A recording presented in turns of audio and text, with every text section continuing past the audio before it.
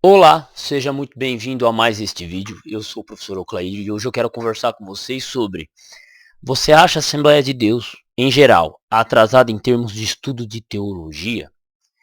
Então, essa pergunta foi feita pelo Macedão, um dos apoiadores do canal aqui, tá? Um cara que sempre tá dando uma força para mim, sempre, né, tá nas lives, tá comentando, tá fazendo uma doação via Pix e tal. Então, é uma pergunta sincera da parte dele, porque eu sei que ele também vem de linha pentecostal. E aí eu acho necessário, né? Eu até falei pra ele, ó, se quiser eu gravo um vídeo sobre isso, dando minha opinião. Ele falou, vai lá, você deve gravar esse vídeo então. Então, peço que se inscrevam no canal, assinem as notificações, página inicial do canal e na descrição do vídeo você encontra um curso de teologia pagamento único. Caso queira conversar comigo ou ser um apoiador do canal, meu zap está no meu Facebook e no meu Instagram, página inicial do canal aqui. Só clicar na página inicial do canal, você vai encontrar todas as minhas redes sociais e também o curso de teologia. E vamos trocar essa ideia. O Macedônio me fez essa pergunta porque eu sei que ele já me falou que vem de a família dele, ele vem de igreja, de uma igreja que segue essa linha pentecostal. E ele queria saber de mim o que eu acho, se eu acho a Assembleia de Deus atrasada. Na verdade, esse assunto ele é um pouco complicado, porque ele envolve o tempo de existência do pentecostalismo, a cultura brasileira, né, o modus operandi de pensar brasileiro, e o próprio andar da carruagem do Brasil, né, o próprio desenvolvimento religioso. Uma das coisas que eu tenho a elogiar o movimento pentecostal foi que o movimento pentecostal foi quem preparou o protestantismo brasileiro. Hoje, a última vez que eu olhei nos dados, os pentecostais compõem a maior parte dos protestantes brasileiros. Então, até quando você fala que você nem usa muito esse termo protestante, você usa o termo evangélico. Eles que utilizam muito esse termo. Ah, você é evangélico, se refere a todas as igrejas protestantes em si. Então, eles compõem a maior parte e de certa forma, eles prepararam o protestantismo para muitas pessoas. Tem muitas pessoas que se tornaram batistas, presbiterianas, adventistas, e elas eram de igreja pentecostal. Elas eram pentecostais. Então, nesse aspecto, eu enxergo o movimento pentecostal como aquelas plantas primárias. O que é planta primária? Você imagina um terreno, pega um terreno baldio, terreno baldio. Nesse terreno baldio, qual é a primeira coisa que cresce? Mato. E por que cresce mato? Isso é um assunto de biologia, tá, gente? Não vai levar a mal. As primeiras plantas que vão chegar lá são o que a gente chama de mato, as plantas pequenas. As plantas que crescem rápido, resistente ao sol, né? Essas plantas vão preparar caminho para proteger os animais menores, vai dar sombra, vai dar proteção para quando um passarinho vier e derrubar uma semente ali de uma árvore grande. Então, quando começam as árvores grandes, as grandes florestas, esse mato ele some. Por quê? Porque ela é uma planta primária. Quando vem as plantas secundárias, esse mato some. Tá? Então, eu enxergo isso, eu enxergo o movimento pentecostal nessa linha, né? Uma linha de que preparou o terreno para outras religiões protestantes, para o protestantismo crescer de fato no Brasil. Porque se não fosse o trabalho feito pelos pentecostais, muito do que a gente conhece sobre evangélico hoje não seria o que é. Seria outra coisa. E seria muito menor. Seria muito menor. Né? Então, por aí vai. Então, no aspecto evangelístico, no caso do Brasil, não tem que questionar e só agradecer. Essa é a minha visão. Pode ser que eu esteja errado, pode ser que eu esteja equivocado, pode ser que eu esteja, né, viajando na maionese, mas essa é a minha percepção e é uma opinião pessoal nesse sentido. Agora, a Assembleia de Deus estar atrasada em termos de estudo de teologia, aí nós temos que observar duas coisas. Quais duas coisas? O movimento pentecostal é novo, ele surge em 1905, não tem 115 anos, então é um movimento novo. Por ser novo, ele é incipiente na sua teologia. Como assim incipiente na sua teologia? Ele não ele não tem não tinha teólogos maduros, desenvolvidos, não tinha o respeito. É igual quando você era adolescente. Você lembra quando você era adolescente? Por que você odiava ser adolescente? Você odiava ser adolescente porque você falava as coisas, ninguém te ouvia. Depois que você se tornou adulto, começou a trabalhar, aí as pessoas começaram a te ouvir. Aí você fala, por que isso? Porque você se tornou um homem trabalhador que paga as próprias contas, é mais maduro, ele toma mais responsabilidade, mostra os acertos e os erros para a família, para o contexto social dele. A mesma coisa é dentro de uma religião nova, ela às vezes ela gera espanto daqueles que estão mais tempo. Então o que acontece? No aspecto teológico, você não tinha grandes teólogos, porque o movimento pentecostal acabou de nascer. Entendeu? Até começar a surgir esses grandes teólogos leva um tempo dentro do movimento pentecostal em si. Então, o que nós estamos vendo hoje é talvez o aparecer de alguns grandes teólogos, de alguns teólogos respeitáveis, né? Eu posso mencionar Gordon Shaw, por exemplo, que era pentecostal. Tem o Gordon Fee, um baita exegeta, entendeu? Só que esses caras são da década de 80. Quantos anos depois da fundação do movimento pentecostal? 75 anos depois. Então nós estamos vendo essa preparação. Então seria nesse contexto essa primeira observação que eu tenho sobre o movimento pentecostal. Os grandes teólogos, os teólogos que vão ser bichão da goiaba mesmo, eles começam a surgir agora. Talvez você possa se tornar um dos grandes teólogos pentecostais. Só que você só tem um trabalho muito longo a prosseguir nesse caminho, né? Muito longo nessa caminhada. Mas você pode se tornar um dos nomes relevantes. Porque o movimento pentecostal ele teve esse processo. Ele está nesse processo, né? É só você ver o nome dos grandes aí, dos caras grandes, bem gordões, assim, para não ser levado por qualquer vento de doutrina. E já era, estudar muito e bronca, né? Então, ponto. Esse é o primeiro ponto que eu observo. O pouco tempo que o movimento pentecostal tem como movimento religioso. Primeiro, é o primeiro ponto. O segundo ponto é o contexto brasileiro. Devemos lembrar da explicação que eu fiz no início do vídeo. O Brasil em si, ele não era protestante, não era evangélico. Então, o que acontece? Você começa a ter uma explosão de evangélicos. O ser evangélico no Brasil começa a estourar a partir dos anos 90. Aí nos anos 2000 começa a crescer. E a partir de 2010 ser crente é ser respeitado, né? A partir de 2010, 2012, você ser crente, você é respeitado. Você chegar num lugar e falar eu sou crente, pô, a galera te respeita. Por quê? Pelo trabalho feito pelaquela galera nos anos 90 e nos anos 2000. Tá? De maneira geral. Por que eu digo isso? Eu nasci nos anos 90 e eu zoava meus amigos crentes. Tá? Eu zoava crente no tempo de escola. Tá? Eu zoava crente. Crente era zoado na escola, tá ligado? Isso eu tô falando dos anos 2000. Tô falando dos anos 2000. Entende? A gente tirava cota, tirava onda com crente. Por quê? Bairro que eu nasci, ou que eu cresci, um dos bairros que eu passei muito tempo na minha vida, Santa Fé, 98, Santa Fé, Pirassununga, bairro afastado da cidade, 98% da população era católica. Católico, entendeu? Você tinha lá uma igrejinha pentecostal ali e finishing, fim de papo. Hoje já tem mais de uma igreja evangélica lá naquele bairro, já tem até a igreja que eu frequento lá, inclusive existe uma igreja que eu frequento lá, a mesma igreja que eu frequento.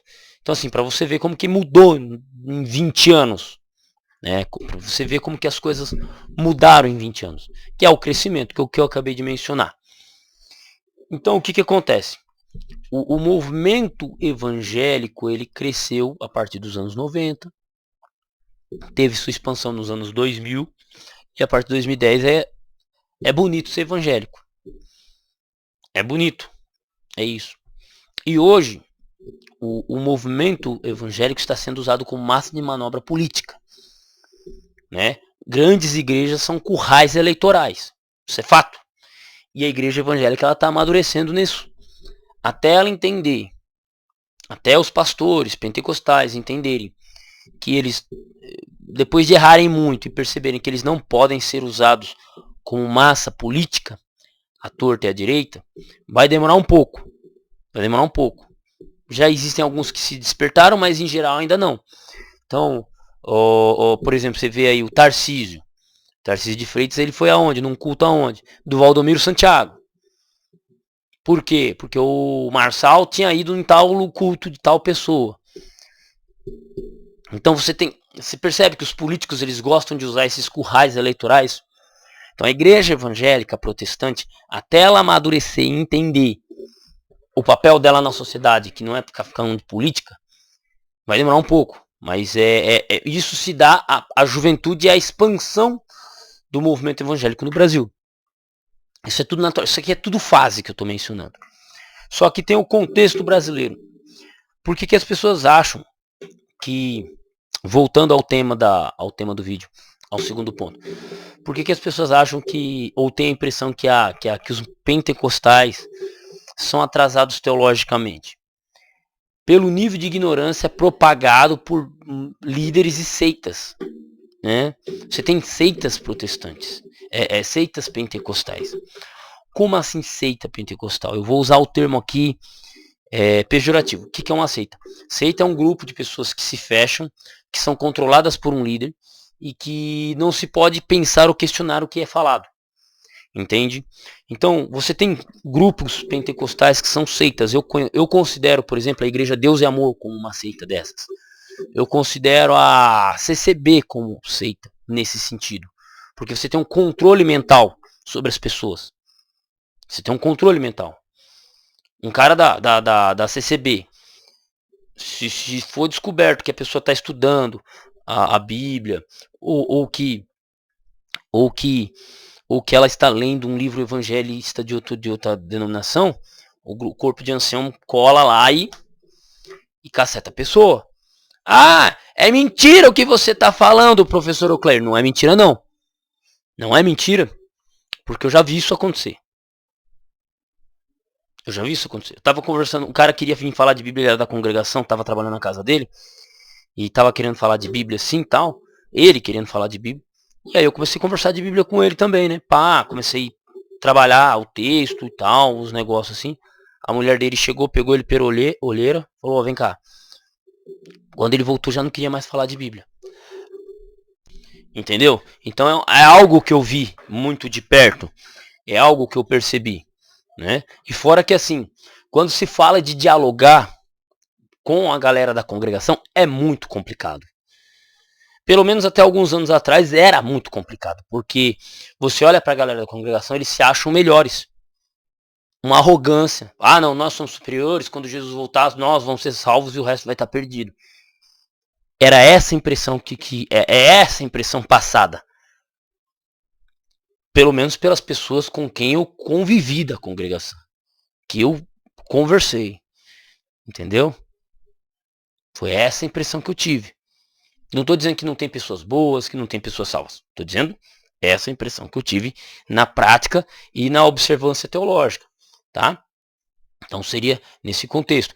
Digo também a Deus e Amor, porque eu convivi com um cara que foi muito tempo da Deus e Amor e mano, assim, o cara só sabia falar de milagre, de cura, e disse que na Deus e Amor é assim, que Deus e Amor é assado, que o negócio que a porta é estreita, que não sei o que. Tipo assim, a salvação só estava dentro da Deus e Amor. Tá ligado? E não existia nenhuma uma questão teológica em si, mas uma questão de controle mental dentro da pessoa, uma lavagem cerebral dentro da pessoa, do cérebro dela. Entendeu? Por exemplo, a congregação proíbe as pessoas de ter televisão. Né? Tipo, hoje essa é uma proibição que é inútil, né? Porque eu mesmo tenho televisão em casa, mas só serve para computador. Eu mesmo falo assim, quando foi a última vez que eu assisti Globo porque eu quis o SBT ou qualquer canal, vai fazer mais de Acho que desde 2011, cara. Desde 2011 que eu né? Então, existem essas proibições, esses negócios de vestimenta. Então, por isso que eu digo que são seitas dentro do movimento pentecostal. E eu menciono essas duas religiões pentecostais em si. Nem sei se dá para considerar como pentecostal, mas eu não vou fazer uma especificação exata. Mas você pega essas duas denominações, elas são antiteológicas e antibíblicas. Como assim antiteológicas? Você olha, você não tem um desenvolvimento teológico, ou qualquer pessoa que se aprofunde mais da Bíblia, que procure estudar mais a Bíblia, elas vão ser boicotadas dentro dessas igrejas. Tá? Existem muitas outras pequenos grupos grupos pentecostais e neopentecostais desse jeito. Só estou tomando como exemplo duas das igrejas que eu mais conheço, que eu convivi com pessoas de dentro, que falavam coisas como que funcionava, que idolatravam aquilo lá por dentro, entendeu? É isso. Tá? Então, mas existem outras igrejas pentecostais que vão nessa caminhada, que vão nessa pegada, tá? E são completamente anti-teologia, anti-estudo teológico, tá? Então, existe isso. Você tem essa questão de seitas, mas você também tem o contexto brasileiro. O brasileiro é um bicho que não gosta de estudar. Se você tem uma raça nesse planeta Terra, uma raça de seres humanos da espécie humana que não gosta de estudar, é o tal do brasileiro. Cara, eu amo ser, assim, nem falo que eu amo ser brasileiro, eu amo ser paulista. Entende? Gosto de ter nascido, tenho um tremendo respeito por ter nascido aqui, no que é chamado Brasil, né? Assim, tenho orgulho, pô. Existem problemas que nós enfrentamos que outros países não enfrentam. E tem outros problemas que outros países enfrentam que são piores do que a gente enfrenta, né? Mas, se tem uma coisa que eu não gosto no brasileiro mediano, é o culto à ignorância. E isso não vem dos pentecostais, isso vem dos brasileiros. E quando você leva isso para uma visão estreita, religiosa, você cria um bando de imbecil que crê num negócio absurdo, sem base, sem referencial bíblico, né? Sem referencial bíblico. Eu vou dar um exemplo de um amigo meu de família tradicional católica. O cara é católico tradicional. E ele falou o seguinte: olha, minha esposa, ela vem de família católica também. Só que o pai dela era comunista, era militante comunista assumido. Do nada o cara virou evangélico. Ele é a mesma coisa que ele era comunista, só que agora com o orgulho de ser evangélico. Agora o cara tem razão em tudo. Ele antes tinha razão em ser comunista, agora ele tem razão em ser evangélico. Entendeu? O brasileiro, ele é muito desse jeito. Ele quer ter razão em tudo. Por exemplo, eu falo minhas coisas aqui, eu digo, eu não tenho razão em tudo que eu digo. Não tenho. Se você parar para analisar, você vai discordar de mim, bora para frente. A gente segue em firme. Mas o brasileiro, ele tem esse culto à ignorância. E ele não gosta de estudar. Entende? Não gosta de estudar. Ele tem raiva de quem estuda. Entendeu? Cara, é batata. É batata. Eu falo isso porque eu já estive trabalhando com vários evangélicos, pentecostais, neopentecostais ali, mano. E, cara, falar de Bíblia com esse povo é foda. O mediano. Por quê? Por causa da mentalidade brasileira. O brasileiro não é de estudar naturalmente. Você vai ter uma galera que gosta de estudar, que é isso, que manja de grego, que manja de hebraico, que manja de Bíblia, que realmente lê a Bíblia, que bagaça. Existe, mas é uma pequena minoria. A grande maioria só quer coisa fútil. Você olha para a maioria dos pentecostais em si, eles só querem falar do quê? Cura e dinheiro. Olha, porque Deus vai te abençoar. Cara, quantas vezes eu vi neopentecostal vir com esse papo? E eles gostam muito de vir com esse papo pra cima de mim por causa da minha esposa. Se você olhar pra minha esposa, ela vai parecer uma Hoje ela deixa o cabelo mais curto, mas quando ela deixava o cabelo mais grande, ela parecia uma tia do coque, a tia do coque da congregação. Ah, rapaz, quando um crente via ela, já queria falar de cura, de milagre, e minha esposa ela também usa muito desse termo, dessa gíria, desse linguajar. Então, é isso. É a ignorância, o culto à ignorância, é a pessoa achar que ela, porque o ignorante, ele acha que tem razão em tudo. Ele acha que tudo que ele fala é ponto final, porque ele não conhece mais amplo. Ele não conhece as coisas de maneira mais ampla. O brasileiro, ele é assim em geral. Existe um lema no Brasil que é: 3 coisas não se discute para não gerar confusão: política, futebol e religião. Por quê? Porque são essas 3 coisas que o brasileiro vai defender com unhas e dentes. Entendeu? Então, seria nisso. E nesse sentido, você pega, por exemplo, um cara que ele acha que só por ele ser evangélico ele já é superior a você. Ele acha que, eu sou da Assembleia de Deus, eu sou da congregação, eu sou da Deus e Amor, eu sou da... É muito comum você encontrar, até alguns anos atrás eu trombava com muita gente desse jeito. Eu sou adventista, grande merda. Eu sou testemunha de Jeová, olha a minha cara de preocupado. Né? Então tem cara que ele se esconde atrás disso para não estudar. E isso gera uma dificuldade tremenda, né? Porque são pessoas que elas vão ser contra aqueles que estudam. Elas vão ser contra aqueles que sabem mais do que elas. Porque esse tipo de gente não gosta de trombar com alguém que sabe mais do que eles. Rapaz, é batata. É 5 minutos de conversa com um tipo desse, ele quer parar de falar de Bíblia comigo. Eu não sei porquê. Não sei, juro pra você. Não sei porquê. Entendeu? Aí eu volto à questão. Então essa mentalidade acoplada a uma igreja, a uma linha uma linha religiosa, que é o pentecostalismo, nova, recente, você junta isso, que você não vai ter grandes teólogos, você não vai ter grandes líderes, junta isso, né? E eu tô falando de uma igreja que tem uma linha de pensamento que tem mais de 115 anos. É novo, é uma religião nova. Você junta isso com a ignorância brasileira, você vai ter o neopentecostalismo brasileiro. Você vai ter igrejas, né? Igrejas como Congregação Cristã do Brasil, Deus é Amor, Universal do Reino de Deus, né? Você vai ter a Lagoinha, né?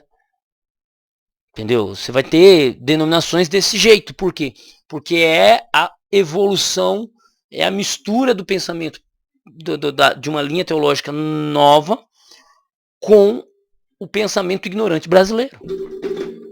Né? E alguém pode tomar isso como uma grande crítica. E não, é só observar os fatos. Uma nota. Hoje eu já encontrei, já trombei com pelo menos 1 ou 2 pessoas que são da congregação que estudam teologia. Hoje já trombo com grande parte da galera que está na internet, que estuda teologia, que é interessado em teologia, é pentecostal. Então, o que eu observo hoje? Existe um amadurecimento teológico dentro do pentecostalismo. Lembra que eu disse que no passado não tinha grandes teólogos, pessoas e líderes maduros? Exatamente. Nós estamos passando por essa fase. Nós estamos vendo isso. Eu estou vendo isso. Não sei se ele ainda é, mas o Ezequias Soares, que é um pastor da Assembleia de Deus, ele foi, eu acho que o líder, o diretor de tradução da Sociedade Bíblica do Brasil. Diretor da Sociedade Bíblica do Brasil. Eu acho que ele tomou o lugar do Wilson Schoss, ele entrou no lugar ali, foi feita uma votação, eles trocam de tempos em tempos. Então você tem uma figura pentecostal como líder, tendo o cabedal, tendo destaque dentro da Sociedade Bíblica do Brasil, é isso que eu estou falando para você, surgindo grandes líderes, grandes nomes teológicos.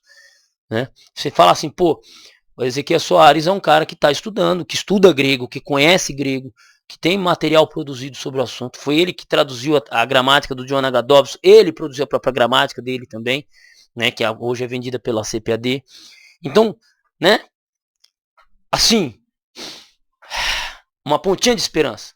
Então, eu vejo esse desenvolvimento. Grande parte dos meus amigos hoje que conversam comigo no Zap são pastores pentecostais. Pô, eu posso mencionar um aqui, Alex Mendes. O Alex Mendes é um baita de um negão que fez mestrado. Eu conheci ele, estava fazendo mestrado em teologia pela PUC. Hoje ele está fazendo doutorado. É um pastor assembleiano. E o cara, velho, é um baita linguista. Eu digo baita linguista porque a especialidade dele é língua portuguesa também. E o cara, ele é especialista em Padre Antônio Vieira. Né? O cara é uma das maiores autoridades, podemos assim dizer, uma das grandes autoridades, um dos poucos que entende de Padre Vieira. Aí você pode olhar, mas o cara é pastor pentecostal com doutorado na PUC, especialista num padre. Mas que merda é essa que nós fomos para? Não, cara. Isso é amadurecimento teológico. É você ter um cara da envergadura do Alex Mendes dentro da sua igreja ensinando língua portuguesa e teologia para sua igreja. Tá entendendo? Só que ele não é muito conhecido e tal. Ele já foi em alguns programas, alguma coisa assim. Mas eu conheço ele, ó, há 7 anos. Como eu disse, eu conheci ele. Ele estava fazendo o mestrado dele na PUC. E é um cara assim, né, super 10, super.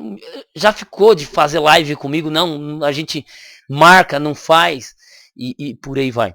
Então, é o que eu tô te falando. Está surgindo líderes, pessoas com conhecimento, com cabedal teológico desenvolvido. Né? Ah, mas o cara é especialista em padre e demonstra que ele tem um cabedal teológico. Para você ver como que é ampla a teologia. Né? E ele é especialista em Padre Vieira não por causa da teologia, ele é especialista em Padre Vieira por causa do estudo da língua portuguesa. Tá entendendo? É por isso que a área dele é língua portuguesa. Ele é formado em letras e formado em teologia. Né? O mestrado e doutorado dele é pela PUC de São Paulo.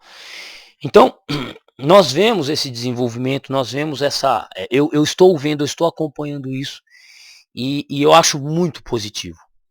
E quando eu quero mencionar a Assembleia de Deus, agora eu vou mencionar especificamente a Assembleia de Deus, principalmente os ministérios mais antigos, fundados pelos carinhas lá que fundaram lá, eu não sei o nome deles, especificamente porque teologia pentecostal não é minha área. A Assembleia de Deus, na minha opinião, ela é uma das precursoras, podemos assim dizer, não, eu acho que o que eu vou falar está errado, mas uma das precursoras de cursos teológicos livres aqui. Cara, o que você tem de curso teológico das Assembleias de Deus é ETAD, IBADEP, IBAD, né? A preocupação com a preparação dos líderes locais, meu amigo, é outra coisa. Ah, mas é um curso livre, simplório, tendencioso, religioso. Mas, vamos lá, cara. Quando a faculdade não era acessível a todo mundo, vamos voltar. Eu vou voltar 12 anos. 12 anos? Não, eu vou voltar quando eu saí da escola. Quando eu saí da escola, não era todo mundo que fazia faculdade. Isso foi em 2009. Não era todo mundo que tinha acesso à faculdade. Tá entendendo? Hoje, fazer uma faculdade de teologia online, todo mundo faz. É a coisa mais... eu vou fazer uma faculdade de teologia, vou fazer uma faculdade de história. É fácil, você faz. Até 2009, 2010, 2011, era muito difícil. Porque o curso era presencial. Então eram poucas faculdades que ofertavam cursos superiores.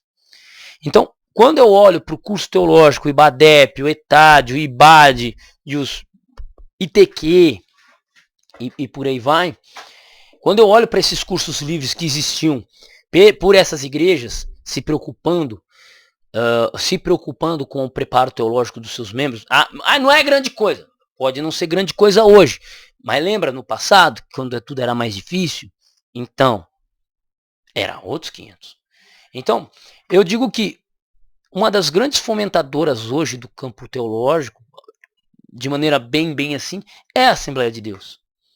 Através dos seus cursos. Tanto que hoje existe a Assembleia de Deus, o Silas Maracutaia, a gente pode falar o que for dele, mas o Silas Maracutaia falou, mano, para ser presbítero na minha igreja, tem que ter bacharel em teologia. Se não for formado em bacharel em teologia, nem pisa o pé no presbiterato. E eu vou dizer que ele está errado? Eu concordo com ele. Porque essa é uma preocupação com a qualidade da liderança local. Eu tive um amigo, Valdemir, eu chamo ele de Vladimir. O Vladimir foi o cara que praticamente me ensinou a trabalhar de pedreiro, um dos homens que me ajudou muito, assim. A gente se matava na obra. A gente começava a conversar, começava a gritar, igual eu faço aqui, assim. Mano, parecia que a gente ia se matar. Aí dava 5h30, parava e ia embora. Tá ligado? Assim, mano, era louco. E ele tipo, a igreja que ele ia sempre tava preparando. Ele sempre tava me convidando, ô Cláudio, não quer ir lá com a gente lá na igreja, lá tá tendo o curso preparatório tal, tanto, é 20, 30 reais, você não quer ir não, né, são 4 no mês e um por semana, aí você ganha um diplominha aqui, não sei o que. Achei legal, velho, tipo, eu falei, mano, é isso aí, cara, esse é o caminho. Eu acho que ele até participou da igreja Assembleia de Deus Missão, alguma coisa assim. Eu não sei bem o nome da Assembleia, mas ela faz parte do conjunto das grandes Assembleias de Deus no Brasil. É um ministério ali que ronda a região de Maringá, se eu não me engano, mas faz parte das grandes Assembleias de Deus, se eu não me engano. Então, a percepção que eu tenho da Assembleia de Deus é essa. Só que eu também tenho a percepção daquele crente ignorante brasileiro mediano, que só quer falar de cura e milagre pra cima de você, né? Que só quer saber de cura e milagre, tá ligado? Então, existe a grande massa que pensa dessa forma e pastores que agem, que querem que o povo permaneça dessa forma. Só que por outro lado, você também vai ter pastores que querem fortalecer a igreja e às vezes não conseguem porque o público, a igreja não quer crescer. Entendeu? Não quer crescer. Tem um extremo respeito pela Assembleia de Deus, né? Inclusive tem até uma música quando o cara chega pra mim, eu sou da Assembleia, né? Eu sou da Madureira. Rapaz, então, nascido em São Cristóvão, morador de Madureira, desde pequeno acostumado a subir ladeira. Me lembro muito bem dos meus tempos de moleque, sempre pegava fila no final do 7-7. Padre Miguel, sempre 10 na bateria. Saudoso mestre André, sempre soube que queria futebol. Era o campo. Cara, eu sempre canto essa música pra galera da Madureira, mano. Os caras racham o bico da risada. Racha da risada. Então, assim, eu tenho extremo respeito pelos pentecostais de maneira geral. Eu tenho algumas leituras negativas sobre alguns grupos que compõem o meio pentecostal e neopentecostal. Eu tenho, né, essa críticas, né, principalmente a Valdomiro Santiago, a Universal do Reino de Deus, né, então, e por aí vai. Tá? Então eu tenho, sim, eu olho para isso e olho com nojo, porque é feito, entende? E assim, só que eu não vejo que os pentecostais estão atrasados teologicamente. Sintetizando agora, entrando na parte da finalização do vídeo, sintetizando isso que eu quero dizer. Eu não vejo que eles são atrasados. Eu vejo que está havendo mudanças, está passando por fases. Estão crescendo. E quando eu digo não é crescendo em quantidade, que foi o que aconteceu de 90 a 2010. Estão crescendo intelectualmente. Estão crescendo, estão buscando preparo. E a gente está colhendo isso hoje. Olhando para os líderes, para os pastores pentecostais, existe essa preocupação hoje do crescimento, do desenvolvimento intelectual. Existe muito ainda na igreja de chão o cara que quer só fazer cura, expulsão de demônio e essas pataquadas? Existe. Não estou negando que isso não exista. Existe muito. Só que também eu já trombei com muito pastor pentecostal preparado, que tem a preocupação de se preparar e de preparar a sua igreja. Entende? Tanto que eu fico muito triste quando... Eu fiquei muito triste quando um gordão, mano. Eu até esqueci o nome do gordão, cara. Granconato, mano. A Assembleia de Deus tinha feito acho que 110 anos. Ele fez uma postagem, comemorar 110 anos do que? De pregação de heresia. Cara, tipo assim, mano. A gente pode ter nossas críticas, nossas teses. Mas, velho, eu não vou desqualificar o trampo positivo que foi feito pelos pentecostais nesses 110 anos. Eu não vou desqualificar o trabalho positivo, entendeu? Feito por eles. Se hoje eu estou na igreja que eu estou, é porque um dia eu passei por igreja pentecostal pequena, que não tinha estrutura. Saí de lá porque não tinha estrutura de fato. Saí de lá porque eu não tinha estrutura de fato. E a pastora entendeu. A pastora entendeu.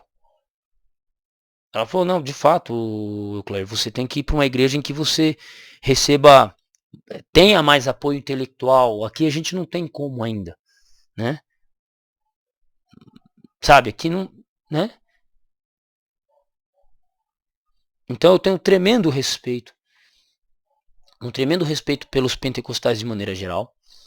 E é isso. E eu disse, está passando por mudanças. Então, hoje você vê a CPAD se preocupando em lançar coisas relacionadas ao estudo de exegese, de hermenêutica. Você tem, né, você teve essa preocupação nos últimos 20 anos ou 30 anos com a preparação teológica dos membros, né, via as ITQ, as IBADEP, os ETADs e os cursos teológicos que eles têm, entendeu? Então você percebe, eu consigo perceber, eu trabalho com curso de teologia. A maior parte dos alunos do curso teológico que eu divulgo aqui na descrição do vídeo são pentecostais, mano. E já trombei com um cara da CCB aqui. Já trombei com um cara da congregação. Estudioso nato. Só que assim, é o que eu disse. Eu fico triste de saber que ele vai ser boicotado dentro da denominação dele. Ele não vai ter espaço. Não vai ter espaço. Né? E é isso. Também relatos também de pessoas da Mackenzie, da Andrew Jumper, de outros lugares, falam assim, ó, já teve vez aqui de ser toda a sala de 30 alunos, os 30 serem pentecostais. Os 30 serem pentecostais. Então, quem é que está movimentando o mundo teológico hoje no Brasil? A massa são os pentecostais pela quantidade deles. Então, falar que são atrasados teologicamente, eu não acho que seja. É uma fase que o movimento pentecostal passa. É uma fase que o movimento pentecostal passa e que tem que analisar, rever, observar, entende? E respeitar, cara. Respeitar e é isso. Ah, mas tem igrejinha pequena lá que faz isso, que faz aquilo. Ué, passa de largo. Vai para uma igreja mais séria. Vai para uma igreja mais séria. Né? Eu fiz questão de mencionar duas denominações mais específicas aqui, como o caso da congregação e da Deus e Amor, mas elas também estão mudando. Né? Eu não vou gravar um vídeo específico, eu posso até gravar posteriormente, mas eu teria que estudar mais especificamente. Mas eles também estão passando por mudança, porque o brasileiro, de maneira geral, também passou por uma mudança cultural. Né? Então, é isso. Tá? E de maneira geral é isso. Beleza? Então essa é a minha opinião. Tamo junto no campo de batalha. Deus abençoe seus estudos e até o próximo vídeo. Tá? Espero que tenham gostado e tudo que eu falei aqui é a percepção que eu tenho dentro do que é o pentecostalismo.